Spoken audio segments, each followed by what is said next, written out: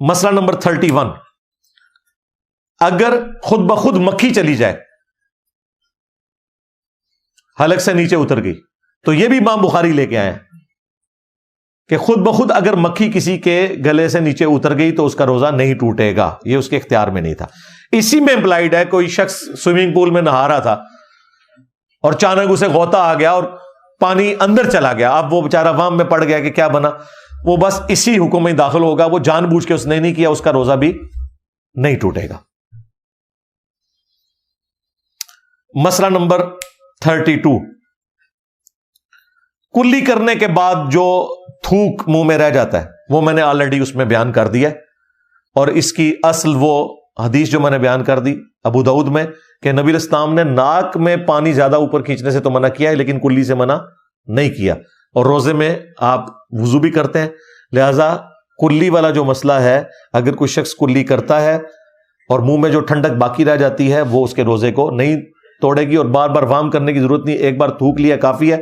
اور صحیح بخاری میں بھی امام بخاری کتابی کا قول لے کر آئے ہیں کہ کلی کرنے کے بعد جو منہ میں پانی رہ جاتا ہے جو وائڈ ہو ہی نہیں سکتا،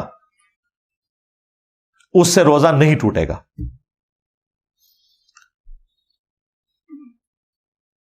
مسئلہ نمبر 33، کان میں پانی ڈالنا۔ تو کان میں تو آپ نے پانی ڈالنا ہوتا ہے، اس کا کوئی مسئلہ نہیں ہے، غسل کرتے ہوئے کان کا جو ظاہر والا حصہ ہے تو آپ نے دھونا ہوتا ہے، اور وہ جو کان میں پانی جاتا ہے وہ آپ تھوڑی دیر بعد یوں کریں یہاں سے باہر نکل جاتا ہے، وہ جسم کے اندر اس طریقے سے داخل نہیں ہوتا، لہذا اس میں کوئی روزہ ٹوٹنے والا معاملہ نہیں ہوگا۔ مسئلہ نمبر 34، روزے کی حالت میں میاں بیوی کو ظاہر ہے کہ وہ احتیاط کرنی پڑے گی اپنے معاملات کی۔ اس میں بخاری مسلم میں آتا ہے کہ ام عائشہ کہتی ہیں کہ نبی علیہ السلام اپنی بیویوں کو روزے کی حالت میں گلے بھی لگا لیا کرتے تھے، بوسہ بھی لے لیا کرتے تھے، یہ بتانے کے لیے ام عائشہ نے بتایا کہ اس سے روزہ نہیں ٹوٹتا، لیکن ساتھ ہی ام عائشہ نے کہا کہ تم میں سے کون شخص ہوگا جو اپنی خواہشات پر رسول اللہ سے بڑھ کر قابو پا سکتا ہے۔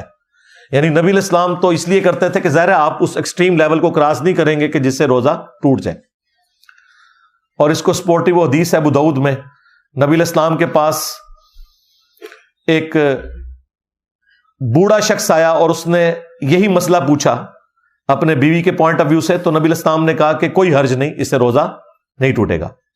لیکن تھوڑی دیر بعد ایک جب جوان شخص آیا تو آپ نے فرمایا کہ تمہیں اس چیز کی اجازت نہیں ہے، لیکن یہ اجازت نہ دینا حرمت کے درجے میں نہیں ہے، اس ذہن میں رکھیے گا۔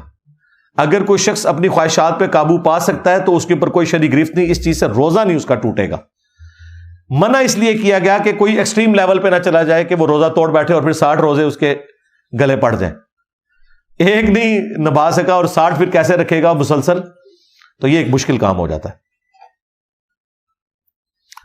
مسئلہ نمبر 35، کیا گالی دینے سے روزہ ٹوٹ جاتا ہے؟ گالی دینے سے نہ تو روزہ ٹوٹتا ہے اور نہ وضو ٹوٹتا ہے، وضو اور روزہ توڑنے والی چیز نہیں ہے، بہرحال یہ ایک فحش کام تو ہے، وہ تو بخاری میں حدیث ہے کہ جسے روزہ فحش باتوں اور جھوٹ سے نہ روکے تو گناہ کے کاموں سے نہ روک سکے، تو ایسے شخص کی کوئی حاجت نہیں اللہ کو کہ وہ بھوکا پیاسا رہے، اگرچہ ایک ڈیٹم لیول کے اوپر فرضیت تو ادا ہو جائے گی لیکن اس کی روحانیت والا معاملہ جو ہے نا وہ ختم ہو جائے گا۔ مسئلہ نمبر 36،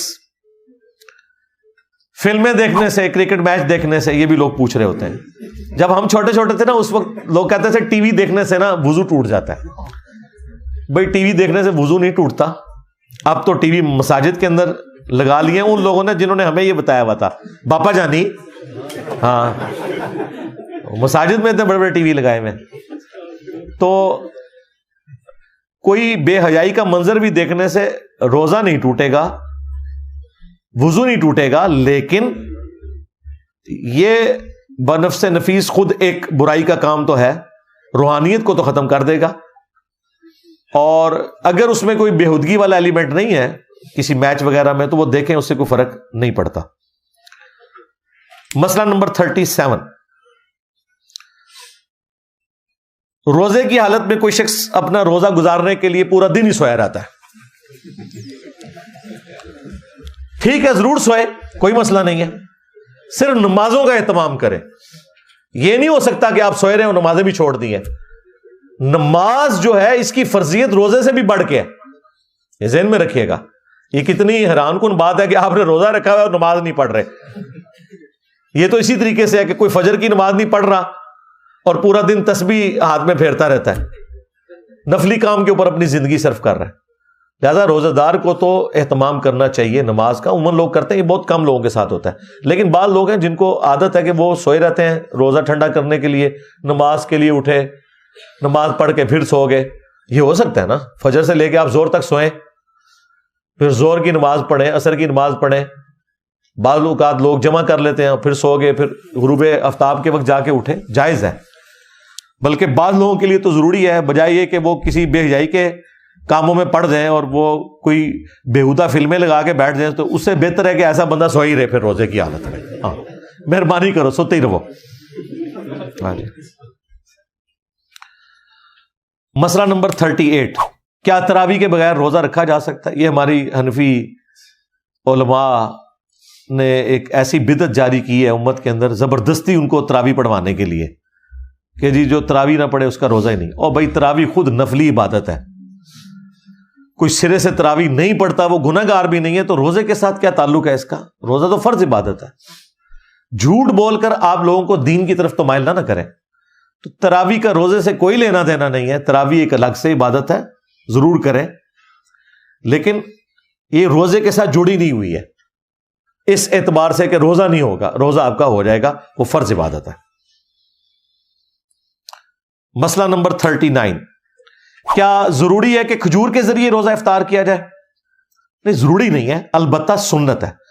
کھجور سے آپ کو ایک دم اتنی انرجی مل جاتی ہے, 200 کیلوریز کے برابر ایک کھجور کے اندر انرجی موجود ہے. سنت بھی ہے. ابو داؤد میں حدیث ہے, نبی علیہ السلام ہمیشہ افطار کھجور سے کرتے تھے, کھجور نہ ملتی تو چھواروں سے کر لیتے, اور اگر وہ بھی نہ ملتے تو پھر آپ سادہ پانی سے بھی افطار کر لیا کرتے تھے. نمک والی کوئی روایت نہیں موجود, پانی سے کر لیں. اگر کھجور آپ کے پاس نہیں ہے تو پانی سے بھی روزہ افطار کیا جا سکتا ہے. مسئلہ نمبر 40, وہ ہے روزے میں استنجے کا طریقہ, جس کی صرف اب میمز ہی بنتی ہیں. آپ اندازہ کریں, یہ لوگ کہتے ہیں ہمارے بزرگوں کی اتنی خدمات ہیں, اور آپ کے بزرگوں کو تو بیسک جو فزکس ہے وہ بھی نہیں آتی تھی. وہ آپ نے ان کے حنفی علماء کی وہ ویڈیوز دیکھی ہیں, اور لوگ اس کا مذاق اڑا رہے ہوتے ہیں. ان کے بزرگوں نے مسائل لکھے ہیں, یہ ان بچاروں پہ غصہ نہ کھائیں, کام سارا پرانے بزرگوں نے ڈالا ہے. اور انہوں نے یہاں تک کتابوں میں لکھا ہے کہ جی آپ نے زیادہ پھیل کے نہیں بیٹھنا, اور اگر آپ نے یہ کیا تو وہ معدے میں پہنچ جانے کا اندیشہ ہے. میرے بھائی, موٹر لگا کے بھی پانی چڑھایا جائے نا تب بھی معدے تک نہیں پہنچتا, اتنا مشکل پروسیس ہے وہ. معدے کے بعد چھوٹی آنت ہے, پھر بڑی آنت ہے, اور پھر جا کے یہ سارا معاملہ ہوتا ہے. معدے میں کہاں سے پہنچنے کا اندیشہ ہے؟ اس کا مطلب ہے انہیں کوئی بیسک سائنس کا, بیولوجی کا علم ہی کوئی نہیں تھا. اور لوگ پھر اتنی احتیاط کر رہے ہوتے ہیں, وہ کہتے ہیں جی وہ, او بھائی روزے میں بھی استنجا اسی طریقے سے کرنا ہے جس طرح عام حالت میں, جب تک مکمل طور پہ چکنائی دور نہ ہو آپ کا استنجا درست نہیں ہے. یہ ذہن میں رکھیے گا. اور اس میں آپ نے کسی چیز کی کوئی ٹینشن نہیں لینی, کوئی پانی نہیں چڑھے گا اوپر. پانی انڈر گریوٹی نیچے آتا ہے, اوپر نہیں چڑھتا. یہ الٹے لٹک کے تو نہیں استنجا کہیں کرتے. اور میں ان کے علماء کو, ان کے بزرگان دین کو بھی کہوں گا کہ الٹے بھی اگر لٹک کے استنجا کریں نا تب بھی پانی معدے تک نہیں پہنچ سکتا, جو مرضی کر لیں. یہ میں باتیں اس لیے کروں آپ کے دماغ کھولوں, آپ کو پتا چلے کہ انہوں نے دین کے ساتھ کیا کیا ہوا ہے, کیا کیا مسائل لوگوں کو بتائے میں. تو استنجے میں کوئی ایسا ایشو نہیں ہے. استنجا کوئی ایسا ذریعہ نہیں کہ وہ کسی کا روزہ توڑ دے.